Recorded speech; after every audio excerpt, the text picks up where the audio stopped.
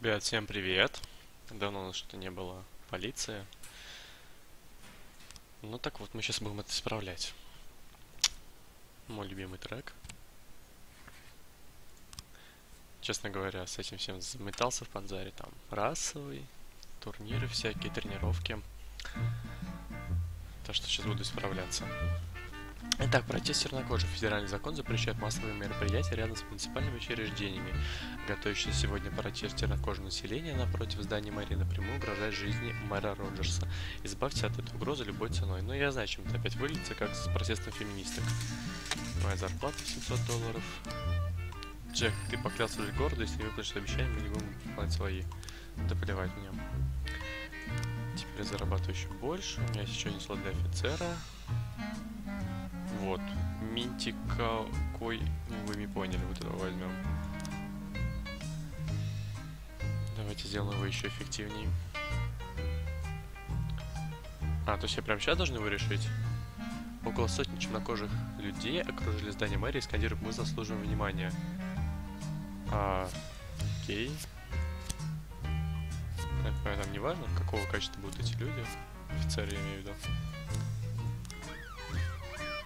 Мартин Джек, мэр Роджерс трактует закон в свою пользу. Федеральный закон разрешает мирные массовые мероприятия рядом с муниципальным учреждением, в том числе рядом с мэрией. Если мы собираемся пойти на поводу Рош, нам нужно обезопасить себя. Так, и кого мы будем представлять? Мы подбросим в рабочий шкафчик офицера дневник с мечтами о сигалитации и экстремистскую литературу от издательства Бойд, который якобы распространяется среди коллег. То есть мы хотим подставить одного из своих сотрудников или улики против Сэнда. То есть мы поделаем запись домашнего автоответчика Джека с российскими выпадами мафиозного босса в сторону протестующих с требованием подавить протест угрозой. Ой-ой-ой. 21 тысяча к тому же.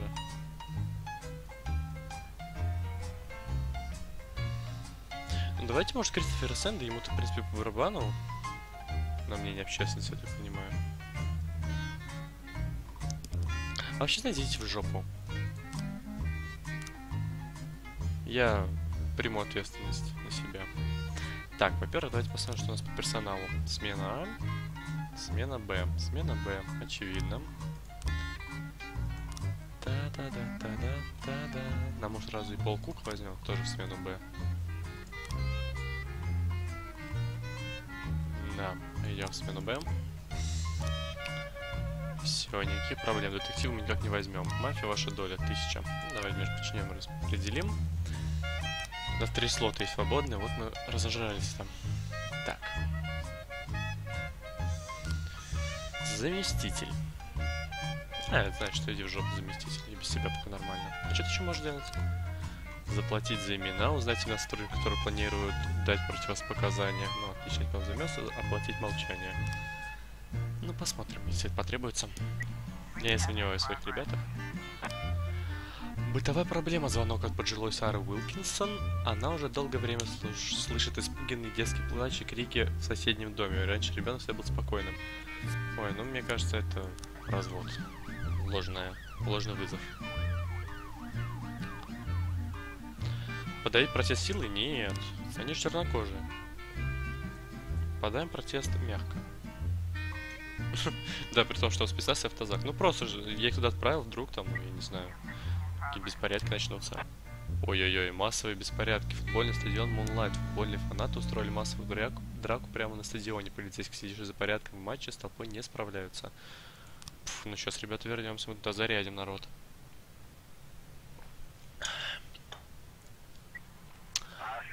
Ситуация оказалась серьезнее, чем мы думали. Запрашиваю подкрепление. Да слушай, ты один должен справиться. Ну ладно, на тебе одного человека. Так, ну давайте теперь сюда.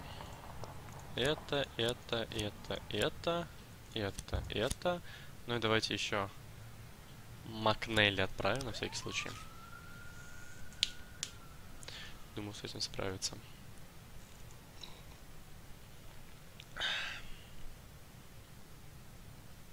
Забавно, кстати. Вот опять сейчас не расскажут эту историю, что там был за детский плач, что там случилось. Да? Да, конечно, не расскажут. Но зато все невредимые и целы. Так, весь стадион в дымовых шашках, люди нещадно избивают друг друга. Стрелять в воду, чтобы напугать хулиганов. Вооружившись электрошокером вейпом, броситься прямо в толпу, раскидать гранат с летающим газом. Гранат с летающим газом. Ну и... мятеж подавлен. Интересно, а можно было там добавить вариант с резиновыми пулями, водонапорные машины, или как это правильно называется? Центр города. Так, вот. Позвонила женщина, сообщила об угоне своего авто. Я ехал на работу, остановилась на красный свет на перекрестке, и тут к машине подбежал парень, вытащил меня прямо через открытое окно. Торопитесь, тут повсюду пробки, он не мог далеко уехать. Ну, я тебя понял. Сейчас, подожди, освободятся, ребята. И мы отправим тебя двоих. Уи. У Мэри мы еще ничего сказать не можем, да? Ладно. Что-то музыка кончилась. Мои любимые зеленые бобы. Ты. Ну, почти угадал. Сэнды. Эти идиоты опять нагрузили в банк, нагрянули в банк, пытались снять деньги с наших счетов, но когда им велели убираться, они начали ломать мебель и жечь бумаги. Наверное, считаю, что так они нанесут нам ущерб. Но это чисто полицейский случай. С судом, так понимаю, все в порядке. Ну да.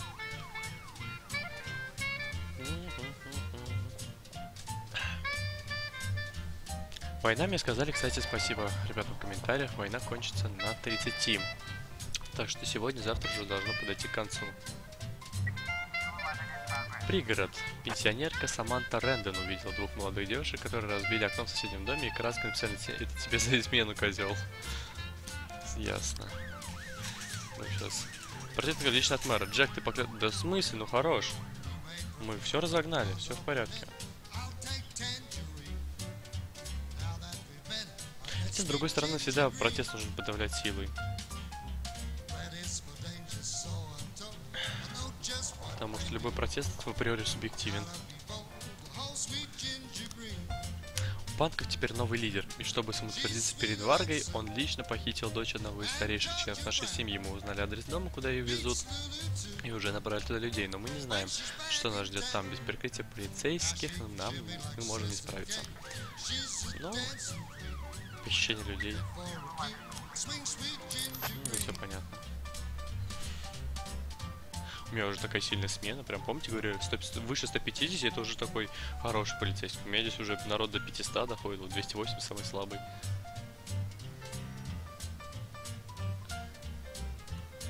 Убийство.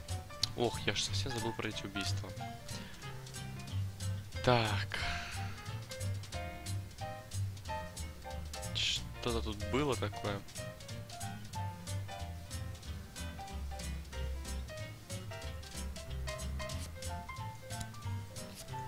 Это так надо работать. Не знаю, мне кажется, здесь картинки не складываются у меня в голове лично.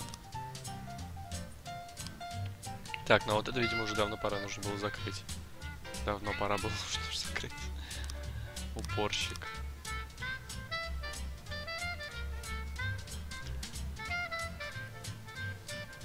Тут я не верю, что это сделал студент. Я думаю, что это сделал главврач. Потому что кто-то же выключил свет.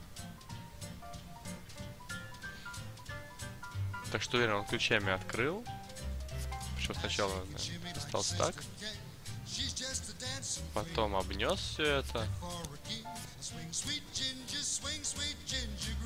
Загрузил все это и из мусорного пакета все оттащил. А может быть вот так вот? Типа он ключами все выключил, этот парень все вынес из... Блин, я не знаю, честно говоря. Я чувствую, мне придется смотреть гайды, чтобы это пройти. Я слишком глуп.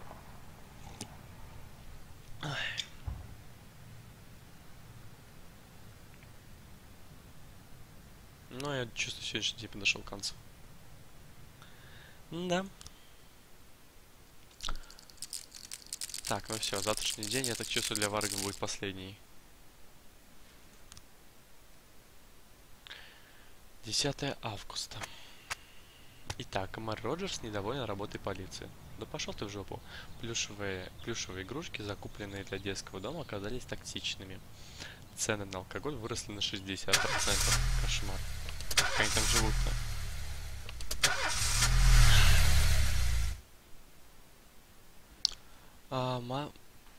Ой-ой-ой. Мозер и Самади получают пищевое отравление, пробудут в больнице 5 дней. Ну, ничего страшного, без них справимся. И начнем сегодня с конца.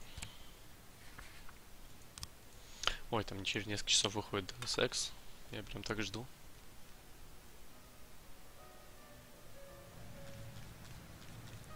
Надо будет поиграть.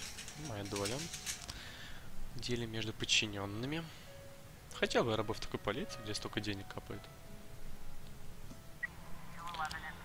Кукурузный монумент. Пожилая женщина сообщила, что дети в капюшонах расписывают памятник неприличными словами.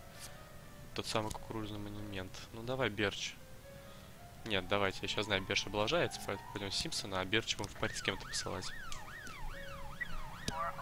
Небоскреб Атикус Тауэр. Девочка-подросток поскользнула мимо охраны небоскреба, вышла на крышу, теперь стоит на краю. Охранник вызвал полицию и сказал, что боится подходить к ней, так как видно, что девочка настроена серьезно. Знаем мы это. Серьезно. Понимания не хватает. Глупая. Дальнобойщик видел, как мальчик-подросток перелезает через заграждение в середине моста. Водитель остановил фуру, пытался поговорить с мальчиком, но в ответ орёт лишь истерически: не подходи, а то прыгну. Чё они так из-за цены на алкоголь, что ли, психуют? Я не понимаю. Типа все, там на блазер не хватает. С ВДшечкой. Какой-то сегодня прям суицидальный день. С ума посходили. Вот вандалы, суицидники. Солнышко печет. Угроза самоубийства. Че, разобрались даже без моей помощи? Ну ладно, я сейчас думаю, нужно будет успокаивать ее. И здесь без меня. Ну, нет, ребят, так скучно.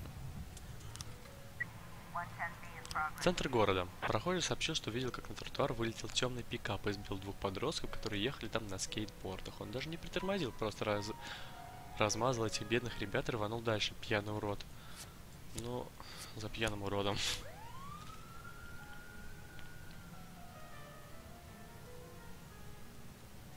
Что ж там по расследованию-то? И банды новые никакие не можем найти. Пригород. Поступил вызов от невнятного разговаривающего мужчины, который утверждает, что он вернулся домой после работы, и прямо на порог на него напала огромная кошка. Она рычит, как тираннозавр, сообщил картавящий пострадавший.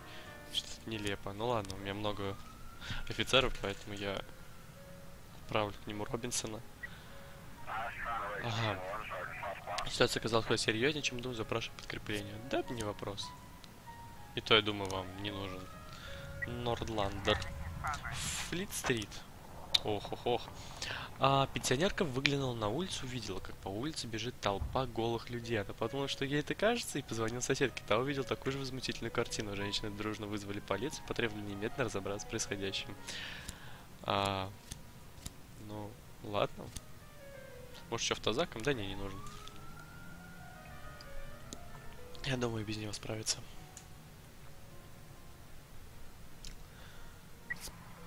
Побег с места аварии. Что же там? Никаких проблем. Конечно. Нападение диких животных. Кошка-тиранозавр оказался обычным сельским питомцем, который никому не угрожает. Ну, все понятно. Ну, тут мои орлы совсем справились. Орлы! Герои!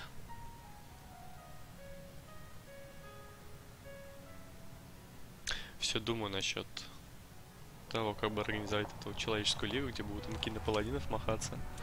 Потому что, когда мы тренировались перед отборками расового, было очень интересно. Так вот, Сэндам помощь нужна. Гость мистера Сэнда покидает Фрибург, но панки каким-то образом узнали маршрут и приготовили засаду. Завязалась большая перестрелка, нам нужна любая помощь. Не вопрос. Помощь уже спешит на помощь. Вон Берж там. Инсультник. Лучше всех все делает. По-моему, пора Берча отправить на обучение. Давайте. Берч. вперед. Кажется, панки озлоблены тем, что потеряли всех своих лидеров и без церемонии напали на наших людей с голыми кулаками прямо у ледовой арены. В драке участвует несколько десятков человек, и без помощи полиции остановить такое побоище будет сложно. Не вопрос. Чем же она кончится, мне уже прям интересно.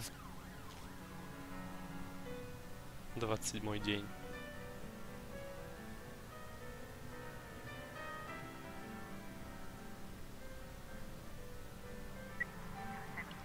Несанкционированный митинг. Мэрия. Под зданием мэрии собрались люди в белых колпаках, которые требуют вернуть агитацию рабовладельческой по Фрибурге. Толпа скандирует «White is right». О, все ясно. Сейчас, подожди, дитя, что тут? Порча имущества, позвонил управляющий супермаркетом. Так, хорошо, одного отправим сюда. И с Куклус-кланом сейчас будем бороться. Если что, туда отправим подкрепление. White is right. Сейчас спецназ там объяснит. Вот этих ребят мы сейчас силой подавим, если нужно будет. Такое я вот не люблю. Итак, убийство и кража. Новых кадров не найдено. Новых кадров... Ну все, видимо, я уже должен раскрывать, но, честно говоря, у меня никаких идей. Отправим сюда. Времени-то почти не осталось.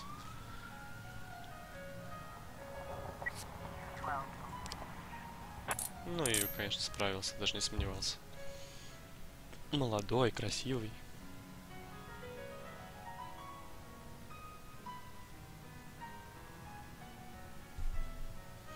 Ну давайте, чем же это закончится? Меня даже не попросят подавить протест силой? Ну, зато не автоматическое оружие. Давай, мафия, продавай. Хотя, если рядом с мэрией, все, 30. Война окончена. Викус Варга потерпел поражение, его армия панков и мелких уличных бандитов разбита. Никто не знает, что случилось с самим Викусом, но это уже не важно. В этом городе его больше никто и никогда не увидит.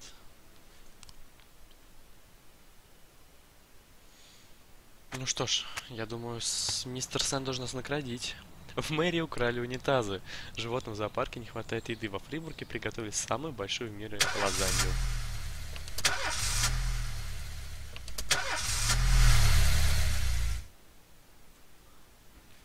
Я всю ночь читал захватывающий детектив-роман под названием «Последнее искушение Нептуна», но не успел добраться до концовки. Я почти уверен, что убийца комиссар Гарольд, но я не успокоюсь, пока не узнаю наверняка. Ну и узнаешь это завтра. Так. Поехали.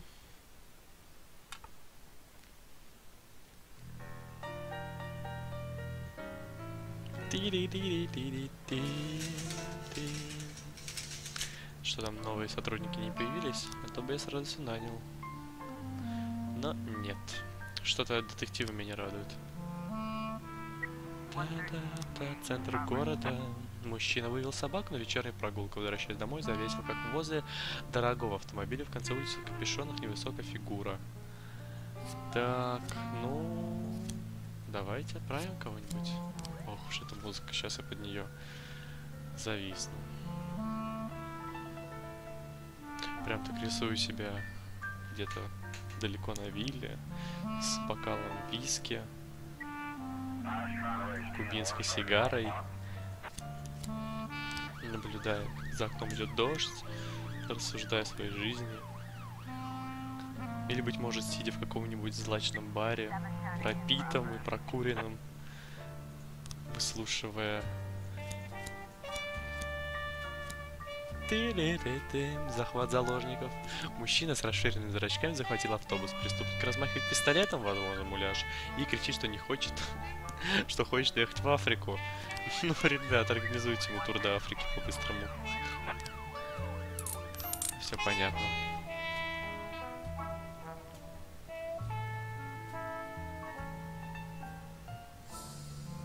Или на похоронах какого-нибудь офицера, давнего моего напарника, какая-нибудь джаз-дива. изливается. Господи, вот мне понесло, да? Звонок от неизвестного мужчины. Привет, у меня есть информация о пропавшей девочке по имени Лизы Петтигрю. Петтигрю. Интересно, это отсылка на Гарри Поттера. Я похитил ее неделю назад, но сейчас она готова вернуться домой. Она в отеле True Color, номер 180B. Поторопитесь, если вы хотите увидеть ее живой. Так, ну за девочку и двор. Прям с двух ног въезжаем в мужика. Надеюсь, она цела и невредима. Может быть, даже уже и не девочка. Ладно, плохая шутка. Сегодня у нас два новеньких вышли же. Коизами. И кто-то еще. Заправка, вооруженное ограбление. Номер 180 расположен на верхнем этаже отеля. К дверной ручке номера привязан красный шарик, который маркой написано «Вызывайте саперов». Спуститься в номер с крыши отеля, взять ключ от номера у администрации отеля. Спуститься в номер с крыши отеля. Стандартный отельный номер с кроватью, тумбочкой, телефоном и телевизором, что разодернуто на кровати сидит девочка, обвязанная взрывчаткой. Под корпусом взрывчатки находятся красные и желтые провода. Покинуть номер и начать эвакуацию отеля, дождаться сапер. Приезжал. Нет, покинуть номер. Фух, ну это, видимо, был единственный верный вариант. Я не хотел бы рисковать жизнью девочки. Оставим меня на себя одного. Блин, я даже не посчитал, что произошло. Я так задумался о жизни этой девочки, чтобы могло быть, если перерезать бы не тот провод. Ну, ребят, я думаю, если вам было бы интересно, если вам будет интересно, вы прочтете на паузе. Господи, какая же стильная игра, а? Ох уж этот ресторан Октопус.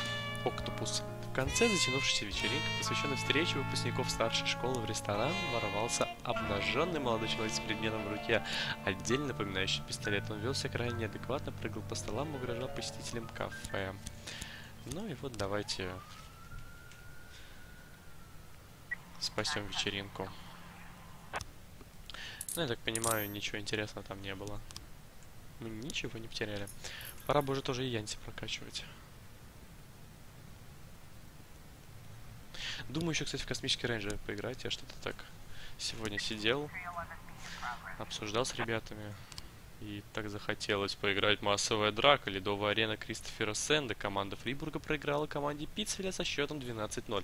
Местные фанаты, охваченные яростью, стали кричать в адрес удалявшейся в раздевалку команды, что хоккей не для дебилов, не выдержав оскорбления. Капитан команды бросил клюшку в лицо одному из болельщиков. Началась массовая драка, в которой участвуют болельщики, хоккеисты, судьи и продавец крекеров. Но сейчас мы этим займемся. С улицы ничего не видно, но из кафе доносятся крики и шум разбивающийся посуд. Попробовать собраться через темный ход, зайти через главный ход, сообщить через мегафон, что кафе окружено. Кафе. А молодой человек заметил полицию, схватил девушку, представив ей пистолет к голове, что пистолет похож на детский. Он продолжает что-то нечленораздельно орать, сильно сдавливая жестоложницу шею. Оружие совсем не похоже на настоящее.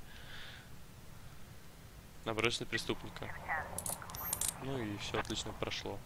Так, а теперь вот эта вот ситуация. Мы сейчас туда загрузимся по полной. Продавец крекеров там, наверное, просто врывается. Просто. Ну где же Кристофер Сэнд? Я все жду, как он поблагодарит меня за помощь с войной. Будет ли еще один подарок от Викса Варги?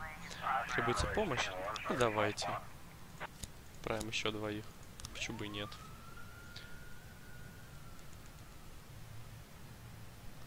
Нападение. Центр города. Ну, как раз сюда двоих.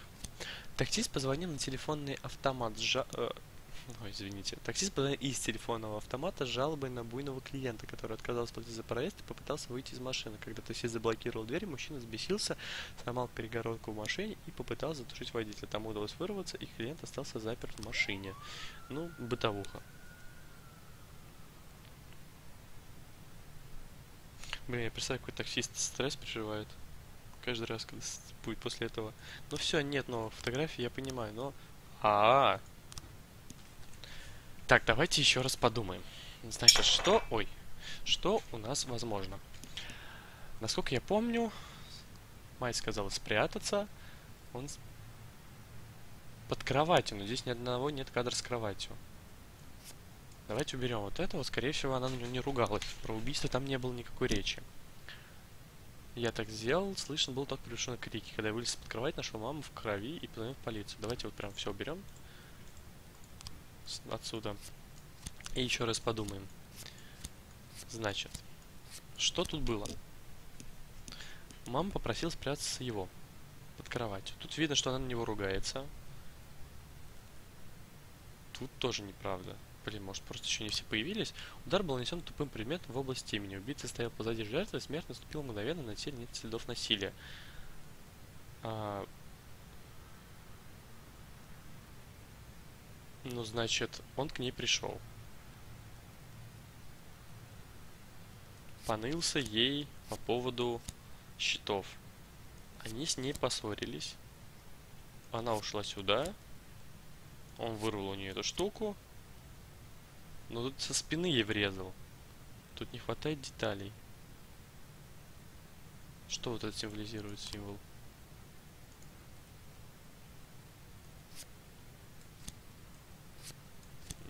Ну, попробуем так, может быть.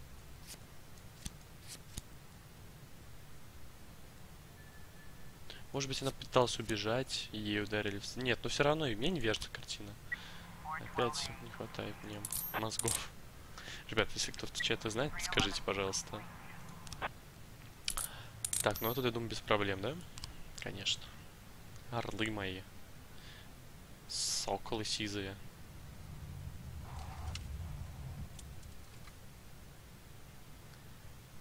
Ну, и сегодняшний день закончился. Ну где же мистер Сэн? Я уже прям не могу дождаться. Что, я ему помогал, он мне даже не наградит? Авария на водохранилище. Вода может закончиться через 2 дня. Пьяный студент получил травму после падения с 5-го этажа. Этой осенью во Фрибурге ожидается крупнейший ливень в истории. Ну и тогда, я думаю, вода не закончится, если будет крупнейший ливень.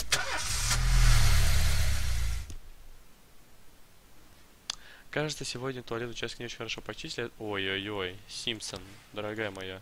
Ой, я не повысил, тороплюсь. Наконец-то, наконец-то. Все, тихо. You know when a police chief really feels his power? When he hires and fires people? When he throws folks in jail? When he's bossing everyone around all morning? No, there's no power there. Just bureaucratic red tape. Like directing traffic. Not that it's all bad. No, I feel it the most when people come to me with accusations. Accusations happen outside the law. They don't need to be rational or supported by evidence. They don't petition justice in the careful words of legal formality. No, an accusation is a personal cry, full of resentment or envy, a defeated moan, or an angry howl. The accuser rarely imagines you'll share their resentment, their envy, their hatred. No, but they do imagine that your love of power is so strong that you'll leap to decide the fates of others, happy just to take someone's word for the facts. Businessmen accuse the gangsters blame our public figures denounce politicians, the politicians point to the businessmen. When it comes to accusation, there's only one rule. Don't aim too high. If you overestimate your own importance, then complaining can cost you your life. So choose the easier path, exaggerate as far as you can, and try to make your plea sound as sad and pathetic as possible.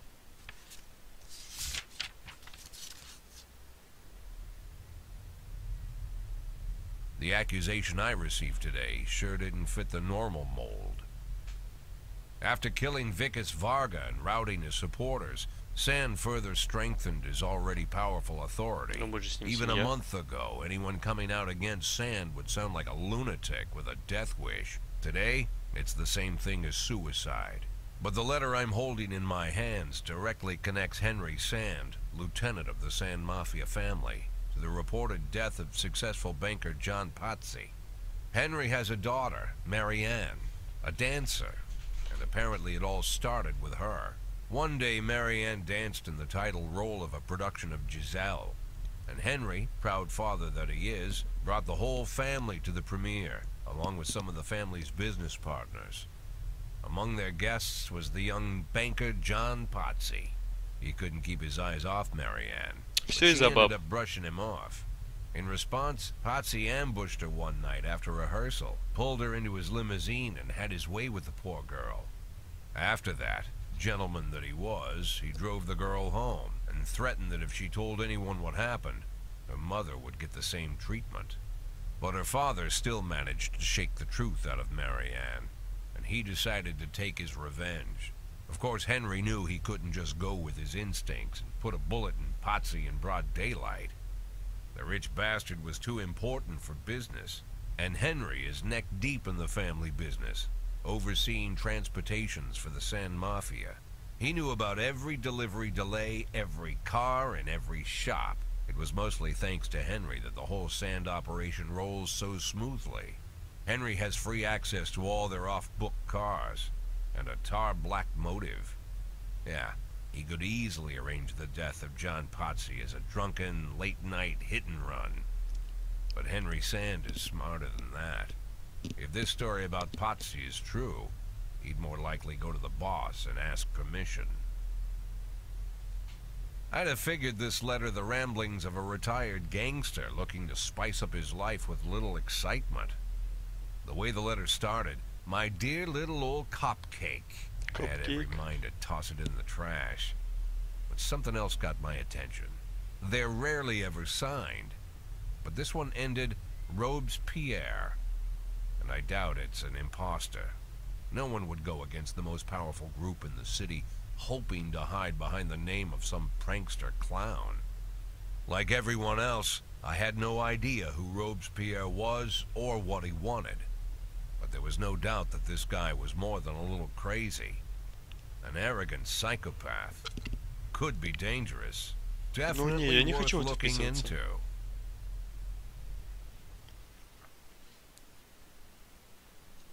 Я с эндами как бы. Убил, значит, за дело. Причем действительно за дело. Изнасиловать дочь и после этого надеяться, что все обойдется. Да ну, даже думать об этом не хочу. Моя доля. Спасибо. Так, а у меня все детективы заняты.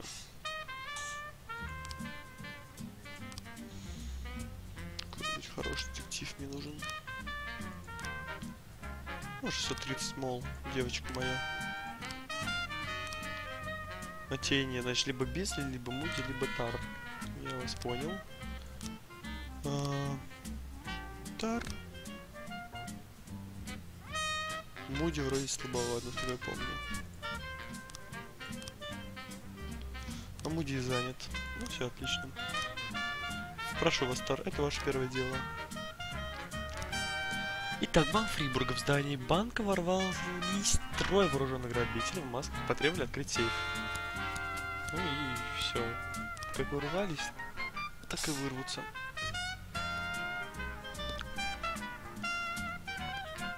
Ну и что интересно, какое развитие получит эта история?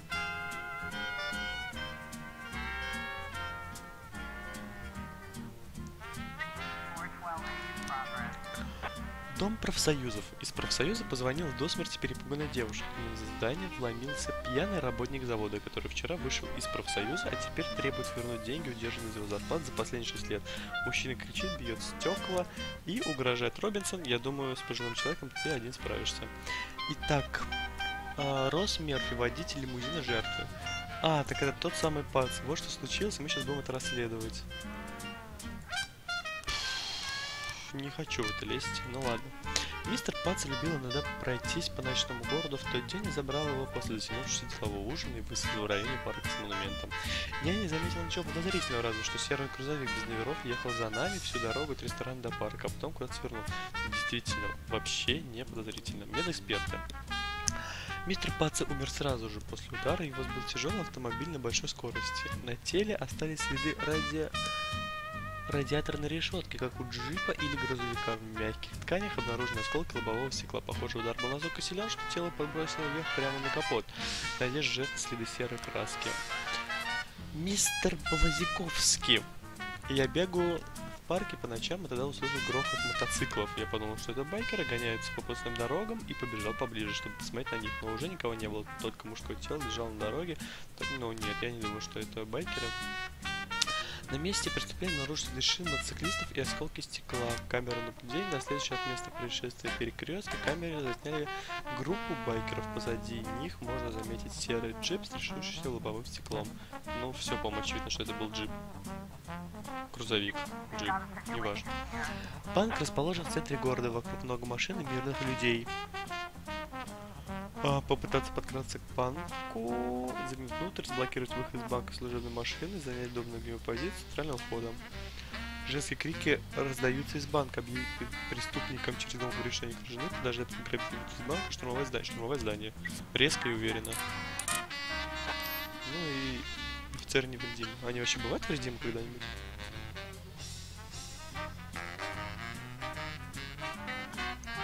Ситуация оказалась куда серьезнее, чем мы думали. Что ты один справишься? Робинсон, ну мать твою, ну не стыдно тебе. 310 у тебя профессионализм. Я хотел тебя уже своим сыном назвать. Ну, по другой линии. Поступил сигнал тревоги из ювелирного магазина. Туда ворвались 6 вооруженных мужчин в масках потребовали сложить. Да что же это за группа людей в масках? Ну-ка вяжем их просто уверенно. И там в масках, и здесь в масках. Кошмар какой-то.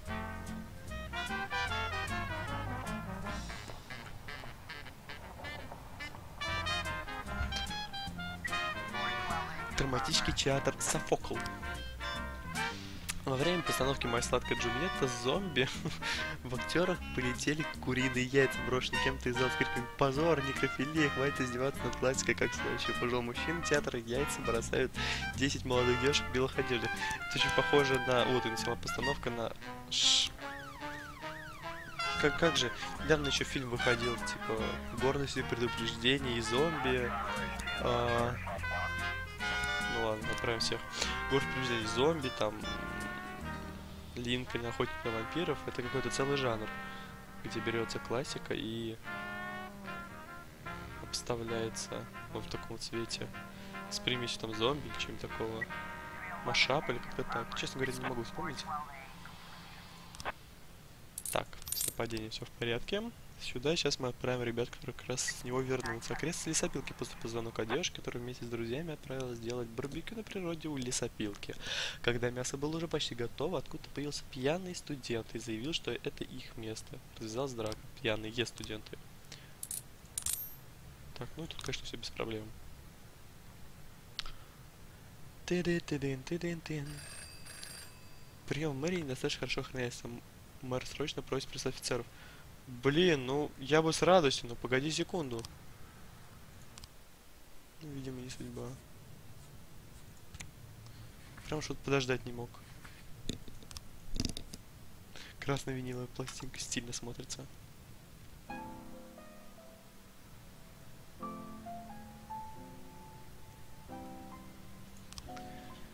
Ну, раз мэр такой нетерпеливый.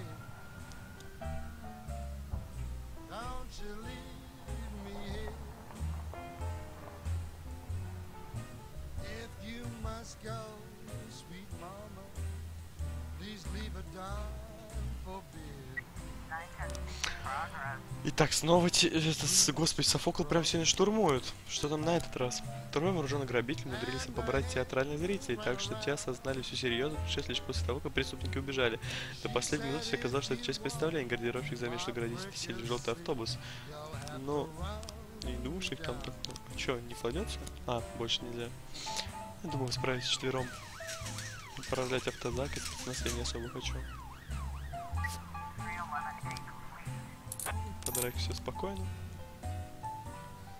Я представляю дружную компанию, на которых влетают алкаши. Заправка. Очевидец сообщает, что какой-то мужчина подъехал на заправку, вышел из машины, расстрелял парня за прилавком из автомата, а теперь он стоит и спокойно заливает бензин в свою колымагу. Да, в натуре псих. Но слишком дико как-то, мне кажется. Что-то не то. Отыскать нужный автобус поздним вечером казалось несложно. Преступники бросили его в полосы в километре от дешевого загородного мотеля. Направиться в лес. Позвонил мистер Мотель, трое мужчин пригрозили ему оружием, когда тот сказал, что свободных номеров больше нет. Пришлось заселить их в чужую комнату, пока не вернулись постояльцы. А я же в лесополосу пошел. Начать штурм. Быстро и уверенно взять, ребят. Никаких там изощрений. Так, ну освободись или нет? Прям по полной возьмем. Вдруг ну, что-то серьезное. Но мне кажется, это все-таки ложный вызов. Ну, потому что слишком дико звучит. Очень больно много психов в этом. Скажем так. Hit and run. Скорее расследование. Нам все равно не хватает деталей, пока поставим так. Он ушел, его сбили, его раздавили. Нет, он подлетел прямо на лобовое стекло, он не под колеса попал. Так, это мы так не раскрыли.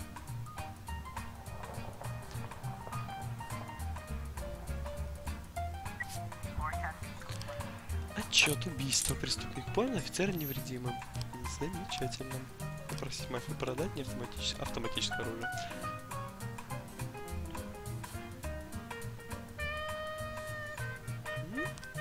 Здорово. Ну вот, наконец-то, часть сюжета.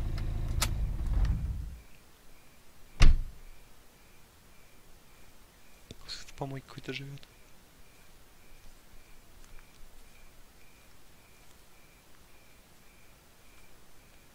Жена не вернулась. Oh, Jack, you always come back so late. What's wrong? Bad news? Good news, Jack. Laura is ready. Ready how? She's coming back? When? Not that fast, Jack. Laura's ready to talk. But if she's ready to talk, she's getting ready to come back. You just need to find the right words. You can find the right words, right, Я не Jack? хочу, чтобы она I'm к not нему an возвращалась. idiot.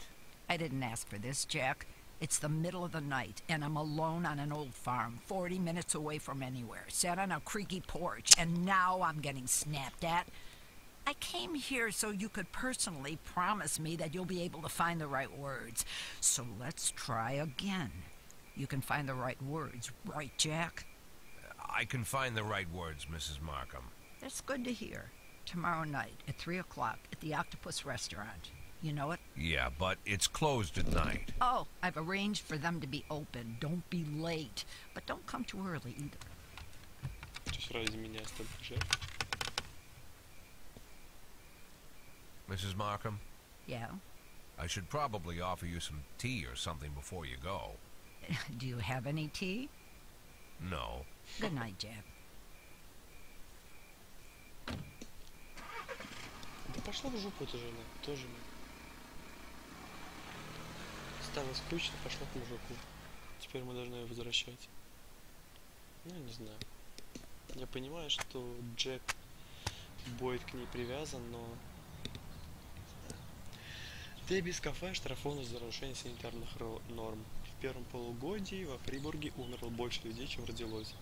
Рыжий кот спас девушку от насильника. Хотел бы почитать все это телефон.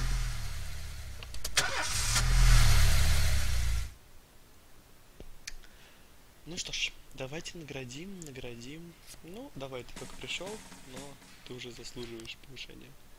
Ты мне нравишься.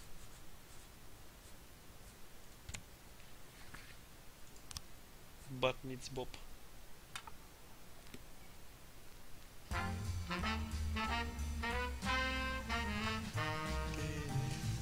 Академия. Бердж на твою дивизию. Позорище. Мое ж ты позорище. Все как обычно.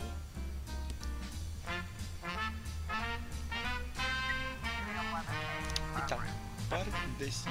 Пенсионер Мансен Варшпагет сообщил о драке, возникшей между отцом, маленькой девочкой и собачком. Видите, ошибка.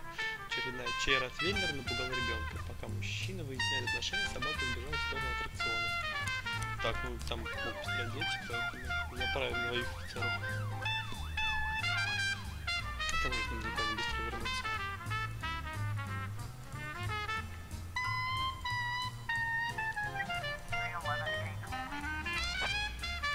в порядке? Замечательно.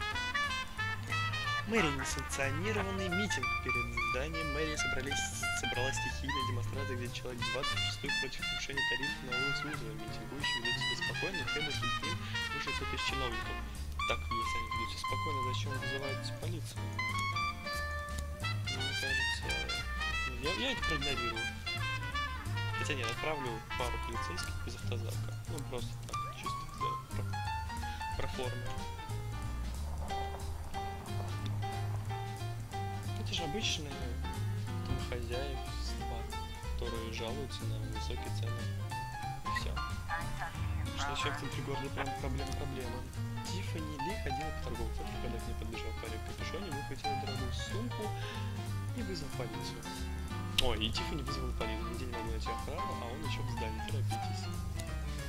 Не проблема. Тиффани Ли. Ну и вот, все спокойно. Без эксцессов. Офицеры прекрасно справились.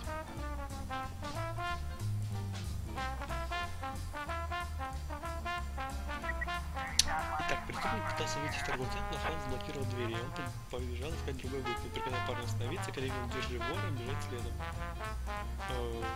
Как парень остановился, но я думаю, не основной. Преступник выбегает на каток, подскальзывается и падает на лед. Из кармана у него вылетает нож. Использует перцовый баллончик. Но ему тогда, наверное, весь ледовый каток обезвредили вместе с этим преступником. Фальшивая монетчик. Если женщина поставила в парке палатку, предлагает всем желающим купить новую, крайне выгодную валюту, которая в ближайшие недели подорожает в 10 раз. Мышница уже собрала огромное количество желающих, которые начинают толкаться и ругаться за место в ней. Ну ладно, Цубаки, Костя, Гриффит и Коизуми.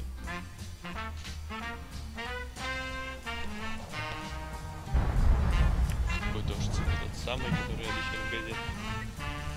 Все так плохо, ну ладно, там еще двое. Не проблема.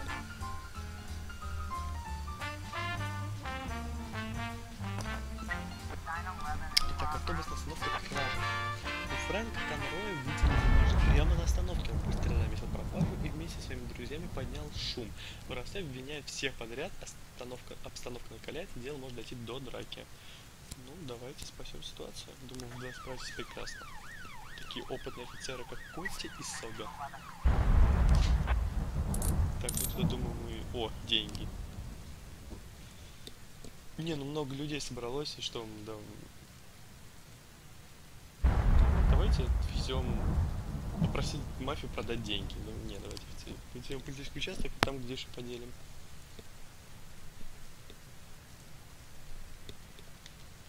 Чтобы догадаться в центре города продавать поддельную валюту. В больницу пришел мужчина с огромной собакой. Пес хоть и на поводке, и в мордке, но рычит на всех бросается. Сестра категорически против такого посещения, так как животными в здании нельзя. Но мужчина огрызается и никого не слушает. Ну, некрасиво, некрасиво. А что делает местная охрана больницы? Там же должны быть какие-то охранники. Ну, в краже все в порядке, граждане невредимы.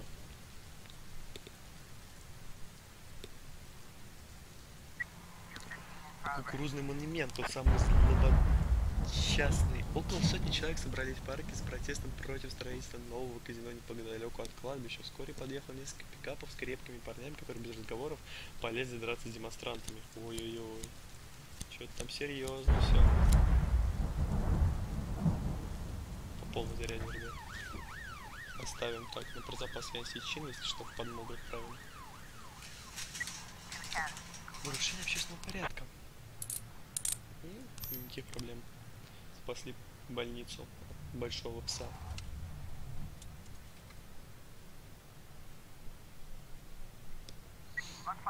Драка в самом разгаре. Походу, в ход уже пошло холодное оружие. Окружить парк и вызывать к спокойствию, побежать прямиком к дерущимся и задерживать как можно больше хулиганов, стрелять в воздух, чтобы утихомирить толпу, стрелять в воздух. Чем жестче, тем лучше. Мне кажется, еще был вариант, конечно, всех подряд начать арестовывать, но такой, конечно, вариант. Итак, Парковка. К молодому диджею, вышедшему из магазина, пристал странного вида мужчина в черно-красной мантии. Сначала он выбил у него из рук банку энергетического напитка, предложив лучше отпить людской крови. Затем стал угрожать и требовать деньги за покровительство сил тьмы. Между ними развязалась ссора, в ходе которой диджей пострадал от укусов. Это вампир, это вампир! Затем нападающий начал бросаться на других прохожих, укусил пожилую женщину за плечо и напугал компанию подростков. Так. Серебряный кол, ребята, захватите. И пули.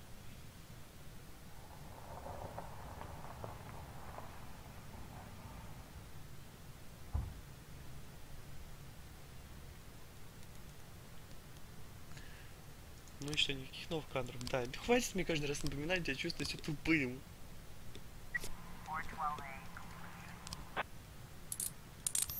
Замечательно. Поймали цепиша. Теперь затащим его навсегда в подземельях полицейского участка. Будем пить его кровь, чтобы продлевать свою жизнь. Какой-то это сюжет из какого-то фильма, я не могу вспомнить какой. Ну и день подошел к концу. А что если долго-долго ждать, что-то прям до 5 утра? Такой раз проверим. Итак, тот самый момент встречи с женой. According to Mrs. Markham, Так, I was одну секундочку. to Так, я spend снова all здесь, day продолжаем. thinking up the right words. But to my surprise, I did my best work when I shut my head off. I didn't even want to think why Laura decided we'd meet at 3 o'clock in the morning, and in a restaurant we'd never gone to. I didn't know what to tell her, and something tells me she's no more ready for this meeting than I am. By nightfall, I finally stopped worrying. The right words would come when they were needed. And if they don't come at all, then so be it. Ну, поехали.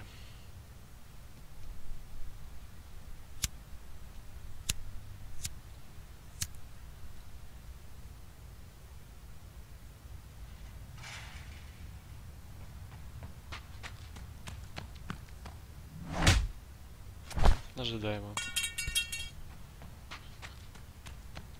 I've heard said, when you're knocked out by a single blow, you don't have time to feel any pain.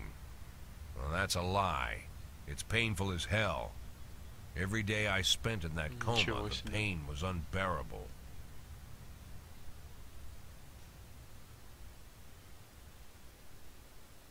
Ты ее муженек нас вырубил?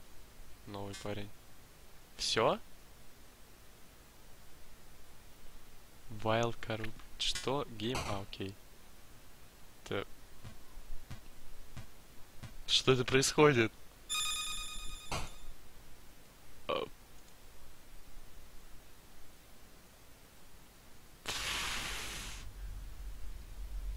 Чё? Это там в коме приглючилось?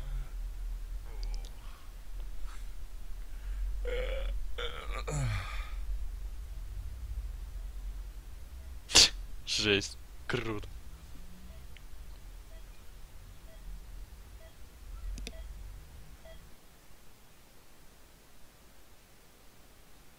Yeah, I heard about that already.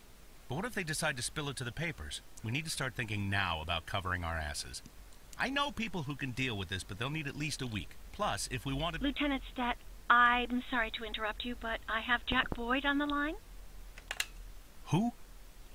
Jack Boyd, sir. He's calling from the hospital. Gibson, I'll call you back. Don't do anything without my team. Jack, well, wow. I didn't know you were awake. The doctor said you could be in that coma for months, even years. How are you feeling? Tell me who's in control, Martin. I don't think I follow you. For God's sake, Martin, tell me it's you running the department and not some stooge from the mayor's office. Yes, Jack. I am performing the duties of the police chief, but the new man's coming on Saturday, Kevin Paulson. Kevin Paulson? Yes, it's the guy from I know who Kevin Paulson is. Now listen carefully, Martin. I'm coming back to work. I'm Freeburg's police chief, and it's gonna stay that way for another 4 months. Now you get on the phone and do whatever needs to be done. You run into any problems, threaten them with the media, court, or blackmail. But I don't think they'll give you any trouble. The mayor knows it's easier to just wait until the winter than deal with a scandal. Oh, and assemble a press conference. Listen, Jack, I know the truth is on your side, but you have to take into account... Martin, how long since you transferred to my department? Coming up on 5 years now. How many times in the last 5 years have you come to my birthday party? How many times have you come to the farm when I had the boys over? Never had the pleasure, but... Never. Because you couldn't care less. And I don't care for you either, Stat. It wasn't me who appointed you deputy, and you wouldn't have been my first choice. But if you do ever come over to my house, you won't miss the big hole in my backyard. Garbage pit. You know, for old rubbish. A smelly hole filled with rotten furniture and other crap. So, Stat, if I even for a moment doubt your devotion, you'll go straight into that pile of trash. Maybe you'll get to catch up with some old friends. You remember Kendrick, don't you? I'll schedule the press conference for tomorrow, all right, Jack? The day after tomorrow. Tomorrow I'm going shopping. И как такой крутой мужик... Я не понимаю, он настолько крут. Как этот крутой мужик может так бегать за девушкой, которая его бросила? Я не понимаю. Теперь у вас новая машина. Надеюсь, она поможет вам платить ваши скрытые желания. Теперь у вас новая одежда. Надеюсь, она заставит вас почувствовать себя моложе. Блин, эта игра прям заново ожила. Теперь у вас новая прическа. Надеюсь, такой роскошной шевелюры вы легко сможете убедить всех, что вы король мужчин. Теперь у вас есть новое отношение к жизни. Отныне вы настоящий воин, который не станет считаться идиотами, стоящими у него на пути. Вы самостоятельно уверены в себе. Не хватает только одной мелочи. Модных солнечных очков. Они внесут финальный штрих в ваш новый образ. Образ непокоримого тигра. О, да! Доброе утро. Могу чем-то помочь? Спасибо, но я привык принимать помощь без посторонних. Да! И желтые очки. Эти очки словно бы говорят всем вокруг, что от ваших решений многое зависит. Теперь у вас новые модные солнечные очки. Пусть они преобразят не только внешне, но и внутренне. Конечно. Господи, как я крут! No, that would be too much. Ну ладно.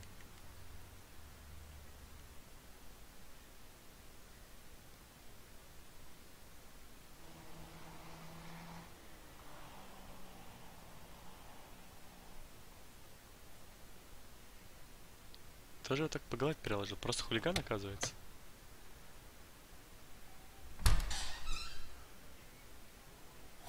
Wow, Jack, what's with the outfit? You planning on... The pit in the backyard, Martin. Always remember about the pit in the backyard. Don't talk to anyone before the press conference starts. I'll try to get you on stage quickly. Kevin Paulson is here. He wanted to... Jack! I hardly recognize you.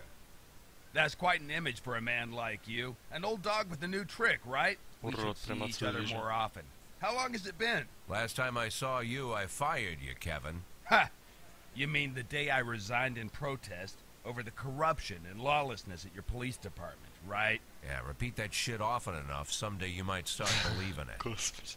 You know, Jack, I'm glad that everything turned out so well. Unlike you, I've made good use of the past 7 years. My new construction company keeps getting jobs from the city, and we're doing really well. I have a new house, new hobbies, even a new wife. Maybe you've met her. Shelley Rogers. Oh, Shelley Rogers. So you really are in bed with the mayor. It's a dream come true. All my dreams have come true. Only one thing remains. To bring order to the Freeburg Police Department. You being serious, Kevin? I'm serious as ever, Jack. I'm the most serious man you know. It's not often you see the past and the future Freeburg police chiefs at the same press conference. I hope you have time to talk, Kevin. There's something we need to discuss. Jack, the reporters are waiting for you. Сейчас я буду дерзок, как пулерезок.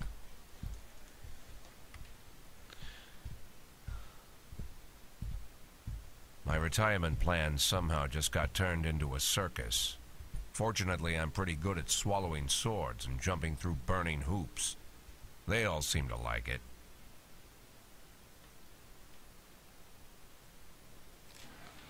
Доброе утро, сучки. Мистер Бойд, у вас новая прическа? Вам показалось. Вы знаете человека, напавшего на вас? Уверена, нет. Это был совершенно незнакомый мне человек. Мэри еще не дала окончательный ответ на вопрос, вернетесь ли вы на свой пост. Вы думаете, Роджер примет решение в вашу пользу? Абсолютно. Я шеф полиции Фрибурга, нравится ему это или нет. Вы считаете, произошедшее с вами как-то повлияло на вас? Зачем гадать? Давайте подождем немного и проверим. Спасибо. Да пошли вы в жопу. Блин, прям зарядил меня настроем. Джек Бойд не смог назвать нападавших. Джек Бойд оправился после травмы головы. Шеф полиции очнулся из комы. Твою мать, с первого раза. Выкусите, уроды.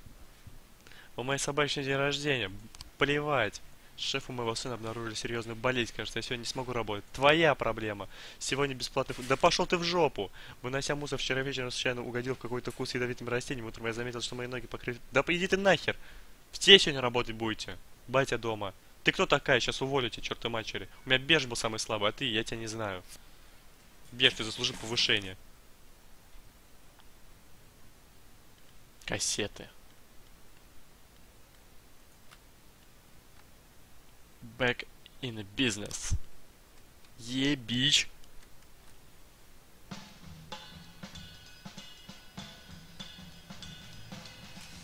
Смена эпохи. Результат запроса. Отлично. Мартин Штедт, Джек, пока ты был в больнице, на полицию объявили настоящий охоту, словно бы все банды в городе разом сошли с ума. Они выслеживают офицеров по одному и забивают их доступ, потому что ребята уже отказываются ездить на вызовы одни. Если преступление серьезно, даже сейчас мы все здесь разрулим. Не ссыте, батя здесь, батя рядом. Вот, отлично, детектив, вижу, кого сейчас найму. Прибавка. Да плевал на нашу прибавку. Спецназ. Работать 3 раза в день, спецназ. Мафия, моя доля. Отлично. Секунду. Шеф занят. Плевать на эти дела. Тю-дю-дюн.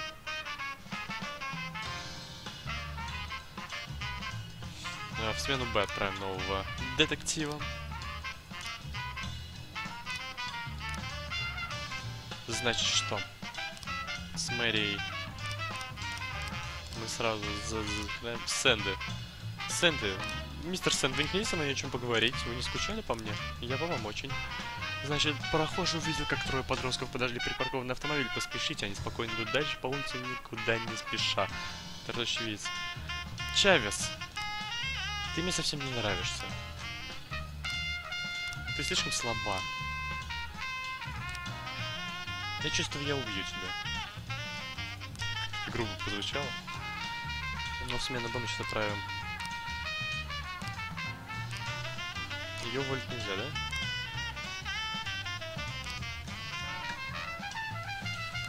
Ну, ладно, пока живи. Если что, знай.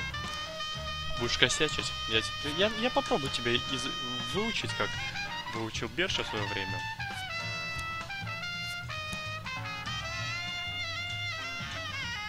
Даже, наверное, Берш будет учить тебя, как его учили в свое время. Ночной клуб Кинг-Лайф в туалете. Клуб посетителей обнаружил потерпевшего. Сейчас мы этим займемся. Так, кто нам еще раз может быть? Бизли, Муди, Тар и Мозер. Бизли, Мудер, Тар и Мозер. Мозер.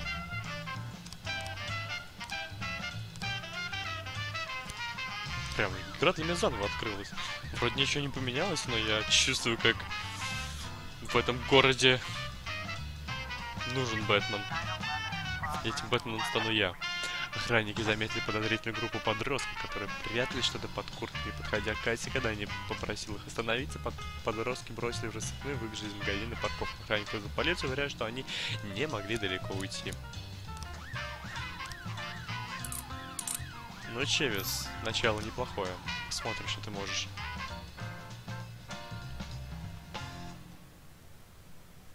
Боюсь включать каждый трек, потому что мне кажется, что мне страйк сейчас выпишет. Old Mirk Bob Rich. My Beautiful English.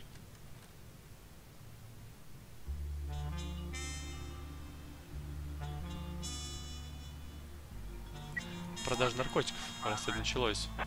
продажа наркотиков. Видел щегла в белом пиджаке, он заказывал лишний сок, потерся у стойки, а потом ушел в туалет с каким-то бардачом. Я подумал, что он просто малолетний гомик, который столько сегодня развелось. Но когда другие посетители нашли в туалет того бардача с нюханной рожей, я сразу понял, что этот пиджак промышлял. Но он убежал. У мужчины случился сердечный приступ от приема кокаина. Он потерял сознание, упал и разбил голову. Сейчас мужчина в реанимации, его состояние стабильно тяжелое. В одной из кабинок разбит унитаз, на полу лужа крови и пустой пакетик из-под кокаина. А я видел, как пацан в дурацком белом пиджаке убегал из клуба, будто за ним черти гнались. Я бы с удовольствием выпил тех колес, что он принял. Бомж. Я подводила глаза перед зеркалом в туалете, когда услышала страшный грохот за стеной. Мы с подружками пошли посмотреть, что случилось, и нашли этого наркомана, валяющего на полу. Мы, конечно, вызвали скорую, но лучше бы он подох. Эти вонючие нарики лишь портят воздух на нашей прекрасной планете. Где-то неизвестная женщина сообщила, что в подвале ее дома хирург без лицензии оперирует человека. Едва ли он похож на настоящего врача, он старый, выживший из ума, да еще и, кажется, пьян. Кошмар. Может быть, это как один из тех самых фильмов ужасов «Маньяк».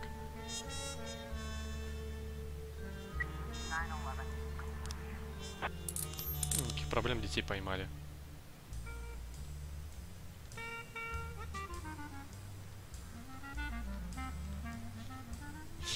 Да. Общежитие Чайна-тауна. Студентка не может попасть в свою комнату, она заблокирована изнутри. Оттуда раздаются дальние крики, мне кажется, мою подругу насилуют. А, может быть, не насилует, может, она любит как-то грубо. Ну, давайте посмотрим. Итак, угроза слишком здоров. В грязном подвале шатающий старик ковыряет в обскрытом животе молодого мужчины. Набрось на старика. Слушайте, Чавес первый день на работе такие уже случаи встречает. Надо было сразу взять скоро, а потом уже на нее наброситься. Я думаю, шатающий, чтобы старик никуда не ушел.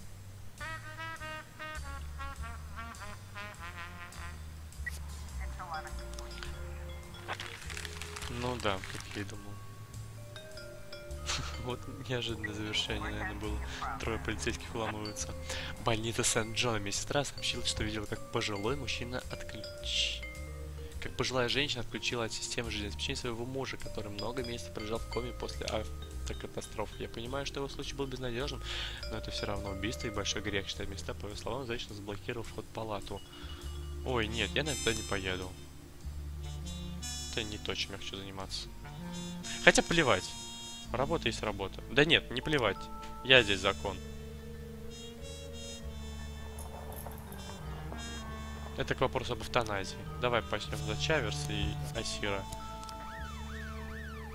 Но все равно некрасиво, конечно.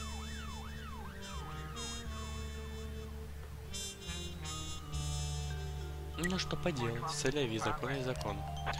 Нападение с применением холодного оружия. Позвонил дальнобойщик, который увидел, как на обочине остановился фургон, откуда вышли трое крупных мужчин с лопатами. Слева из фургона на землю выпал еще один человек. По-моему, у него были связаны руки и разбита голова. Мужчины с лопатами повели его в сторону леса, сообщил водитель.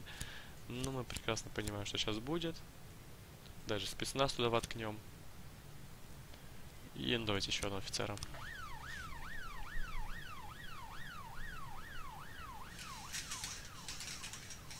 Ровно в 8 вечера надо задергивать шторы. Итак, что там по убийствам? Пожилую женщину поймали. Гордитесь собой, да? Могли бы сплоховать, я бы даже на вас не ругался. Фургон пуст, но двигатель еще теплый. Вокруг тишина и темнота. Включив фонарик уже в сторону леса, затаиться до садить только футбол. Включив фонарик направить в сторону леса. Ну, да. Со спецназом-то сложно двигаться бесшумно. Ювелирный магазин. Очевидцы сообщили, что в ювелирный магазин через дорогу ворвались 5 вооруженных человек, а затем оттуда раздалась серия выстрелов. Через несколько минут из магазина медленно вышла девушка, которая живота шла кровь, она упала на тротуар без сознания. Ой-ой-ой. Сват не успеет подъехать, но я думаю, если что, отправят за подмогу из еще 2 офицеров. Как минимум.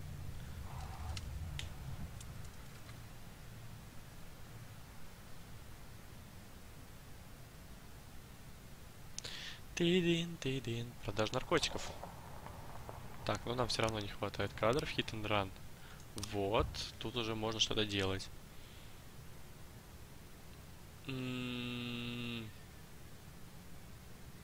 Что-то такое, да, было. То есть вот так вот он шел, машина выехала, как-то вот так вот.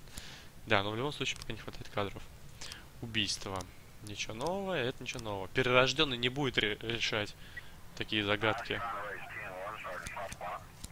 Это уже почти конец дня, так что попробуем срубить максимум профессионализма. Не думаю, что что-то случится за ближайшие секунд 10. Сколько длится здесь час?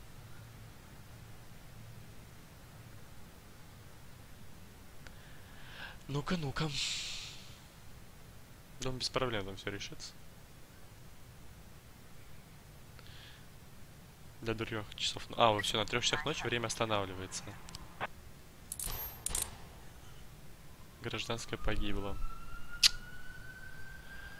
Беда, беда. Ну что? Impressive recovery, Mr. Boyd. Короче, I'm still not happy about how soon you're back to work. Well, not happy as your doctor. As a resident of Freiburg, I'm immensely grateful for it. Really? Just don't tell anyone, or they'll pull my license. Well, thank you again for coming to see me at night. Oh, well, whatever you need, Mr. Boyd. Any doctor in this town would come running any hour, day or night, you can believe me. You're not suffering from headaches. It says here that you are taking painkillers after a back injury. But the prescribed dose is enough to... Dr. Krasinski, you trust me? And, sorry? Do you trust me? In what way, Mr. Boyd? You think I'm an honest and reasonable man, Doctor? You're joking, Mr. Boyd. Thanks to you, my wife finally agreed to buy a house here, and we've decided to have children. Thanks to you, I'm not afraid to visit my patients at night. I think you are the most honest and reasonable person in the city, Mr. Boyd. Great. You see, Dr. Krasinski, I'm an addict. Mr. Boyd, is... Well, not a drug addict in the way you might imagine. I'm not some weak-willed junkie. Sometimes I stay clean so long that the tablets stay locked in the barn so long they go past the expiration date. But there are less pleasant stories. You know what? I once took a whole bottle right there in the barn. Passed out in my own vomit.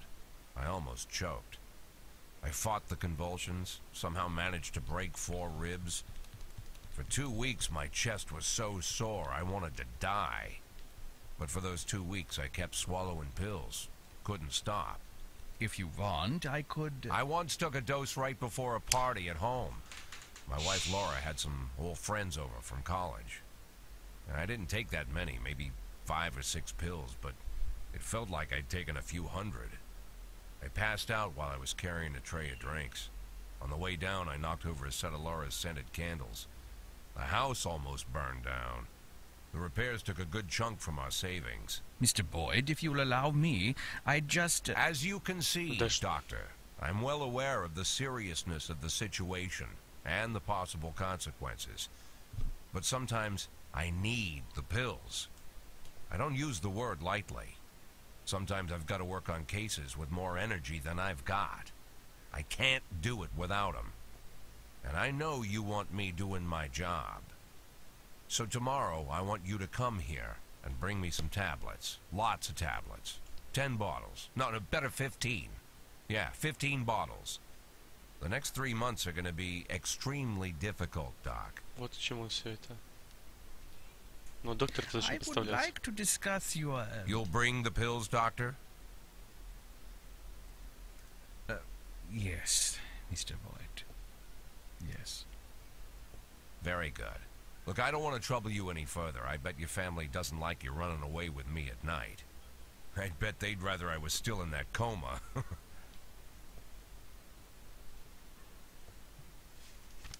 Да. Персонаж-то изменился, причем радикально. Ну, хотя бы это уже не тот Бойд, который боялся самого себе признаться в чем-то.